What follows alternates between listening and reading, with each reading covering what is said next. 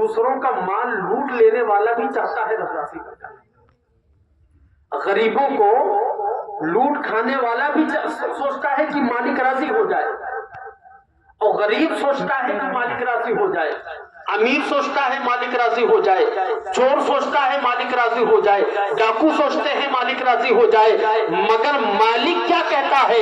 مالک کہتا ہے کہ اے میرے بندو، میں نے تمہیں پیدا کیا ہے، میری رضا چاہتے ہو، مجھ کو راضی کرنا چاہتے ہو، اگر مجھ کو راضی کرنا ہے تو میرے محبوب کے قدموں میں چلے جاؤ، میرا مصطفیٰ راضی ہوگا تو تمہارا رب راضی ہو جائے گا۔ علامہ اقبال فرماتے ہیں خدا کی رضا چاہتے ہیں دو عالم، خدا چاہتا ہے رضا محمد، اگر رب کو راضی کرنا ہے تو پہلے محمد کو راضی کرو، محمد کو راضی کر لو گے تو رب بھی تم سے راضی ہے اور اس کا رسول بھی تم سے راضی ہے، یہ دنیا بھی تمہاری اور یہ آخرت بھی۔ اللہ کو راضی کرنے کے لیے پہلے رسول کو راضی کرو، اور رسول کیسے راضی؟ رسول راضی ہے اگر ہم وہ کریں جس کا حکم اللہ کے رسول نے دیا، ہم ان کی تعظیم کریں جن کی محبت اور جن کی اطاعت کرنے کا حکم ہمیں رسول اللہ صلی اللہ علیہ وسلم نے دیا۔ یہ شادی خانہ آبادی کا وقت ہے اور یہ موقع ہے، یہ محفل جو ہے ہو سکتا ہے آپ لوگوں کے خیال میں ہو کہ مولانا شادی پہ کچھ تذکرہ کرتے،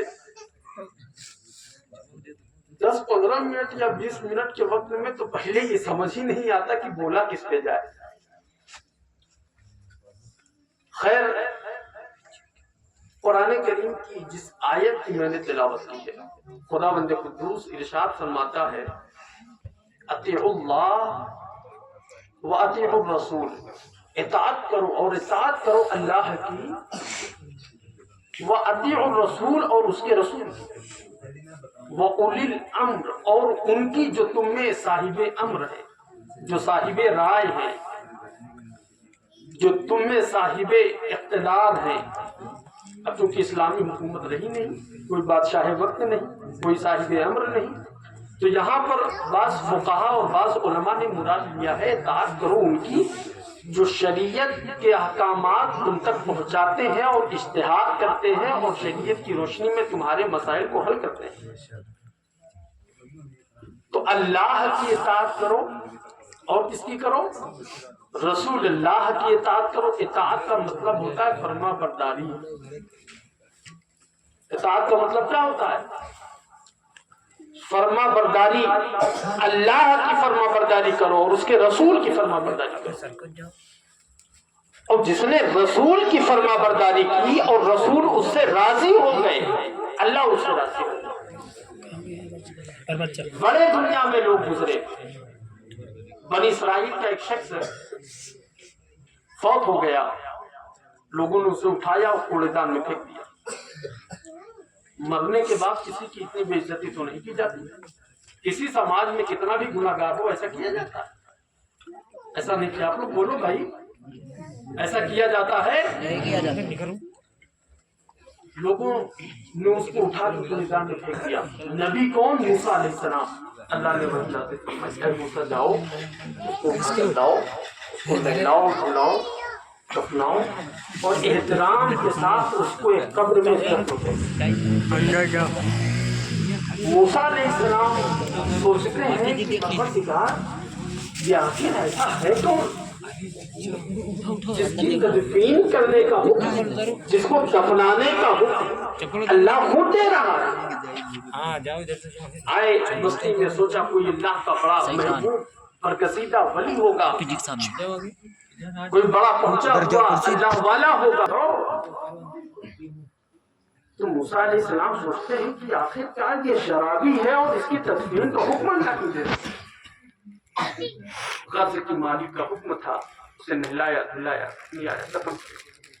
موسیٰ علیہ السلام مگر یہ سوچتے رہے کہ پروردگار ایسا اس نے اپنی زندگی میں کیا ہی کیا ہے جس کی بدولت اللہ نے اس کی عزت دے دی۔ تو جب تکلیف بڑھی تو اس کی اہلیہ کے پاس پہنچے دروازہ کھٹکھٹایا تو مرحوم کی گھر والی نے دروازہ کھولا. اندر سے آواز آتی ہے کون ہے؟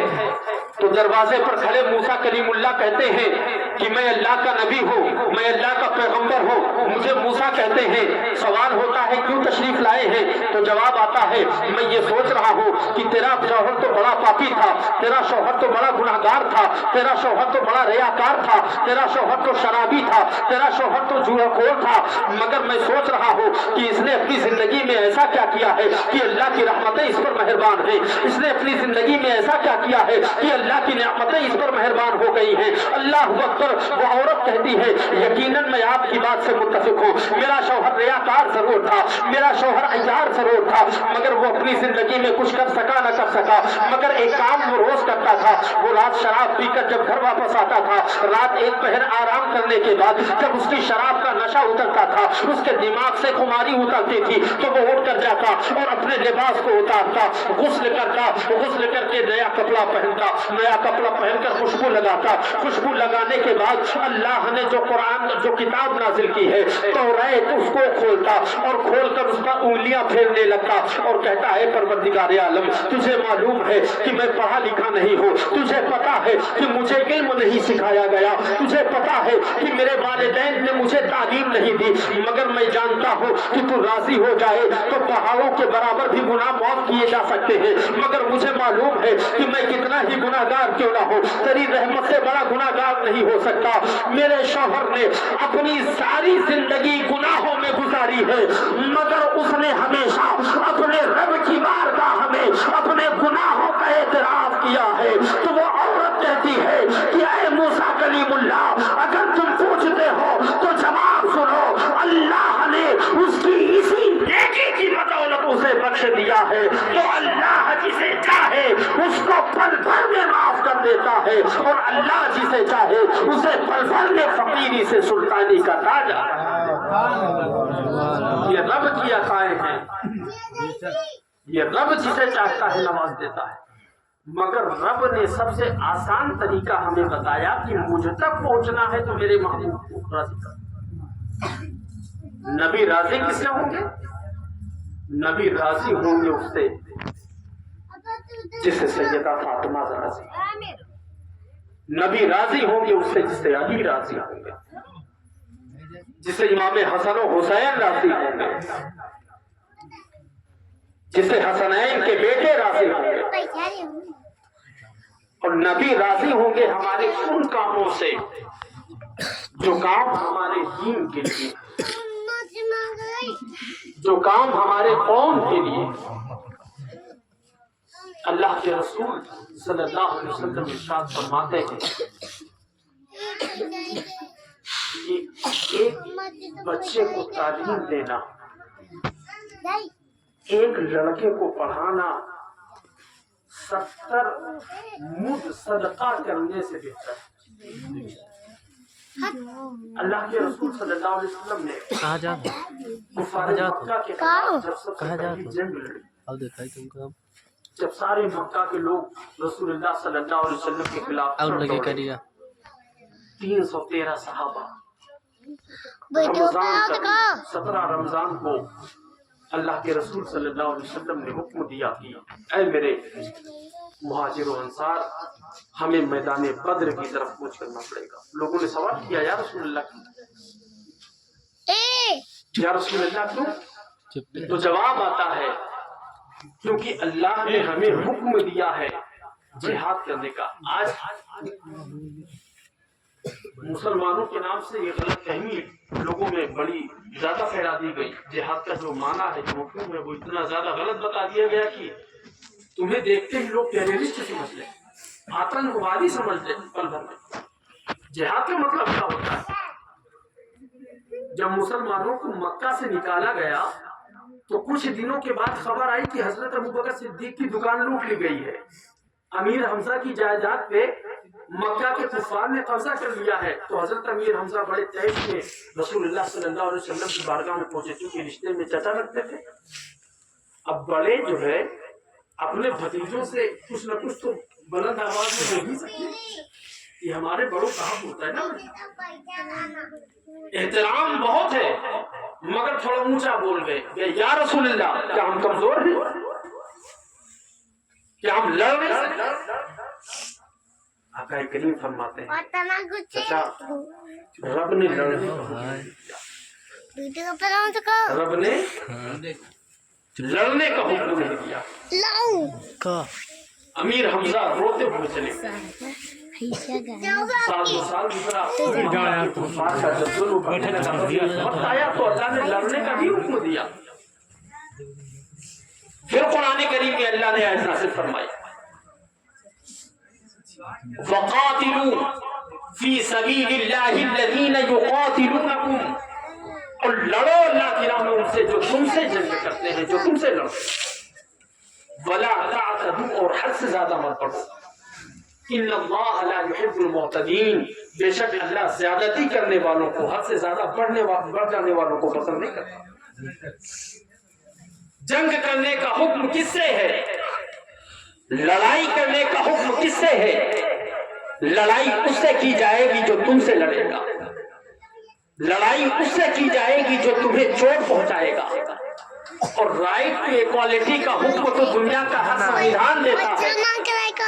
دنیا کا ایسا کوئی قانون نہیں جو صرف ڈیفنس کی اجازت نہ دیتا ہوگا. ہندوستان کا قانون ہے اگر کوئی تمہیں مارنے کے لیے بندوق تان لے تو تم اسے اپنی جان بچانے کے لیے مار سکتے ہو. یہی تو اسلام کہتا ہے. اسلام کہتا ہے کہ اگر کوئی تمہارے خلاف کھڑا ہو، تم پر ہتھیار اٹھائے، تب تم اس کے اوپر ہتھیار اٹھاؤ اور تمہارا ہتھیار اٹھانا ہے. مگر اگر تم نے بے گناہ کسی انسان کو قتل کیا تو قرآن میں اللہ فرماتا ہے کہ اگر تم نے بے وجہ کسی ایک انسان کو قتل کیا گویا تم نے پوری انسانیت کو قتل کیا. یہی تو اسلام ہے. اسلام کا مطلب ہے امن، سلامتی، شانتی، چین. اللہ کے رسول صلی اللہ علیہ وسلم نے غزے کی مدعا الگ ہے اور میں بات کرتے کرتے کہیں نکل گیا. اللہ کے رسول صلی اللہ علیہ وسلم نے لڑنے کا بھی حکم دیا. اور جہاد کا مطلب یہ ہوتا ہے اپنی رائٹس کے لیے، اپنے حقوق کو حاصل کرنے کے لیے فائٹ کرنا ہے کہ نہیں؟ بھائی مثال کے طور پر دو بھائی اپنے باپ کی وراثت میں حصے دار ہیں اور دونوں نے باپ کی جائیداد میں برابر کا حصہ ملنا ہے. بڑا کہے کہ چھوٹے ہم تمہیں کچھ نہیں دیں گے تو چھوٹے کا جو ہے وہ تو بڑے نے مان لیا. تو اب چھوٹے کا کیا کام ہے؟ چھوٹے کا کام یہ ہے کہ وہ کورٹ جائے، کچہری جائے، تھانہ جائے، پولیس جائے، مکھیا صاحب کے پاس جائے، سرپنچ جی کے پاس جائے، پردھان جی کے پاس جائے، جہاں بھی جانا ہو جائے، مگر اپنے حق کے لیے لڑے کہ نہیں میرے باپ کی وراثت میں میرا یہ حصہ ہے، مجھے ملنا چاہیے کہ نہیں؟ تو اپنے رائٹ کے لیے لڑنا، اپنے حق کے لیے لڑنا یہ بغاوت نہیں ہوتی، یہ گناہ نہیں ہوتا. اور اس کی اجازت دنیا کا ہر قانون اور ہر لا دیتا ہے. اللہ کے رسول صلی اللہ علیہ وسلم میدان بدر میں 313 مجاہدین روزے سے کچھ کے تو تن پہ کپڑا بھی نہیں ہے، دو گھوڑے 14 نیزے اور 42 تلواریں اور 313 صحابہ. 17 رمضان مدینہ کی تپتی ہوئی دھوپ، رسول اللہ صلی اللہ علیہ وسلم کی قیادت میں یہ قافلہ میدان بدر میں پہنچتا ہے. میدان بدر میں جب پہنچتے ہیں تو دیکھتے کیا ہے کہ ابو سفیان کا، ولید بن مغیرہ کا وہ لشکر پہلے سے اس جگہ قابض ہے جہاں پر کنواں تھا، جہاں پر بدر کا چشمہ تھا، جس کے نام پر اس جگہ کا نام بدر تھا. میدان بدر کا نام بدر اسی لیے تھا کیونکہ وہاں پر ایک کنواں تھا جس کا نام پہلے بدر تھا. اسی کی مناسبت سے اسے میدان بدر کہا جانے لگا. اب رسول اللہ نے دیکھا کہ پانی پر تو کفار کا قبضہ ہے اور یہ پانی پر جو قبضے والی تاریخ ہے یہ بڑی پرانی تاریخ ہے. میں بیان نہیں کروں گا، مختصر میں بتا دیتا ہوں اگر آپ لوگ سمجھ آتے ہیں. رسول اللہ جب بدر میں گئے تو پانی پر قبضہ کفار کا سردار کون؟ ابو سفیان. چھڑایا کس نے؟ رسول اللہ. پھر ایک وقت آیا جنگی صفین میں پانی پر قبضہ کر لیا کس نے؟ امیر معاویہ نے. خبر ملی مولا کائنات تو آپ نے حضرت عباس اب پھر جب علی کا بیٹا اپنی تلوار لے کر نکلا تو امیر شام کے سپاہی میدان چھوڑ کر بھاگ گئے. قبضہ کر لیا گیا. جناب قمر کہتے ہیں امیر المومنین اگر حکم ہو تو دریا پر پہرا لگا دو. اللہ اکبر. علی شیر خدا فرماتے ہیں کہ پانی پر قبضہ کرنا ہمارے دشمنوں کی عادت ہے اور پانی کو اختیار میں لے کر اپنے دشمنوں کو پلا دینا یہ آل محمد کی عادت ہے. سبحان اللہ. یہ رسول اللہ کے گھر والوں کا طریقہ ہے. اور ایسا ہی منظر ہے کچھ کربلا میں. قبضہ کس کا ہے؟